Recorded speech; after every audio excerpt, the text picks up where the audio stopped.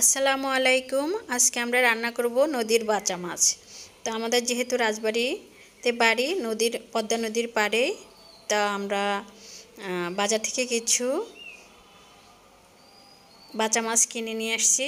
সেগুলো সুন্দর করে কেটে ধুয়ে এবার একটু লবণ হলুদ, মাছের মধ্যে একটু লবণ আর হলুদের পরিমাণটা একটু বেশি দিলে মাছের ভিতরে চলে যায়। আগে থেকে আমরা 10 মিনিট মতো মেখে রেখে দিব।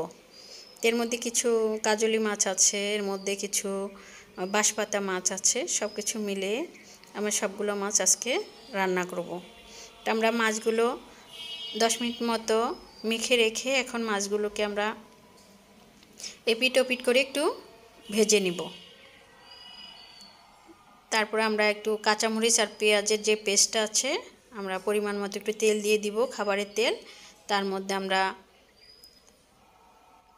কাঁচামরিচ আর পেঁয়াজের যে পেস্টটা সেটা দিয়ে দিব 2 চামচ মতো, এবং অনেকগুলো কাঁচামরিচ ছেঁচা দিয়ে দিব। মরিচের গুঁড়া খুবই কম দিব, যেহেতু কাঁচামরিচের ঝালটাই হবে। নদীর মাছ হালকা করে রান্না করার চেষ্টা করছি। এর মধ্যে পরিমাণ মতো একটু লবণ দিয়ে দিলাম। একটু হালকা মশলা দিয়ে রান্না করাই ভালো, যেহেতু রেগুলারের খাবারের মেনু এসব।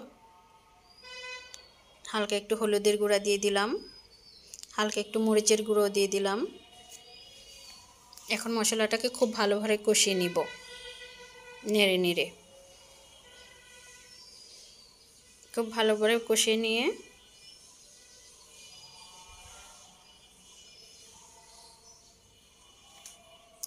সুন্দর করে কষিয়ে নিয়ে পরিমাণ মতো পানি দিয়ে দিব।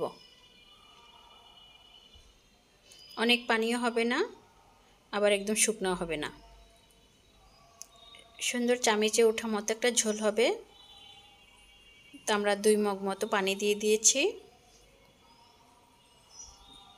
এখন ঝোলটা ফুটবে, আমরা অতক্ষণ পর্যন্ত অপেক্ষা করব।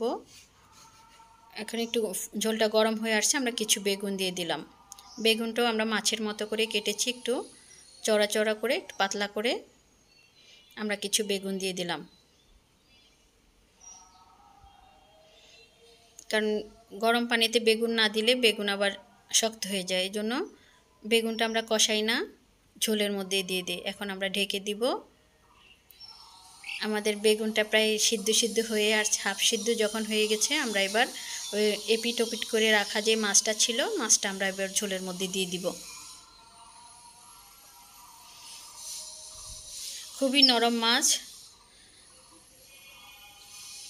অনেক নরম। আর অনেকগুলো মাছ একসাথে রান্না করব, যেহেতু পরিবার সবাই মিলে আমরা খাবো, এই জন্য অনেকগুলো মাছই আমরা রান্না করছি আজকে।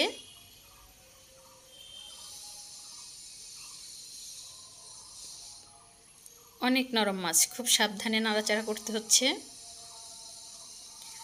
আসলে রান্না কাজটা কঠিন কাজই, যদি সহজ করে করা যায়।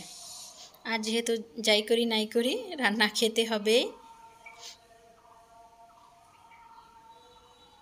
খুবই অল্প সময়ের মধ্যে মাছগুলো রান্না হয়ে যায়, অনেক সময় লাগে না। আমরা কিছু ধনিয়া পাতা মাছের উপর দিয়ে ছিটিয়ে দিলাম। আমাদের মাছ রান্নাটা প্রায় শেষের দিকে। এই সিজনে ধনিয়া পাতা পাওয়া যায় না, তারপরও যখন চোখের সামনে পড়ে নিয়ে নেওয়া হয় আর কি। ধনিয়া পাতাটা দিলে মনে হয় তরকারির স্বাদ বেড়ে গেল। এই যে ফাইনালি আমাদের রান্নাটা শেষ। এই যে একটু তেল তেল মতো উঠে গেছে মাছের উপর দিয়ে, দেখতেও খুব সুন্দর লাগছে। অবশ্য খেতেও অনেক মজাদার হবে। গরম ভাতে এই মাছ রান্নাটা, নদীর মাছ রান্নাটা আজকে আমরা খাবো। আপনারাও ট্রাই করে দেখতে পারেন। খুবই ভালো মাছ এবং মজাদার মাছ। আজকের মতো এখানেই, আল্লাহ হাফেজ।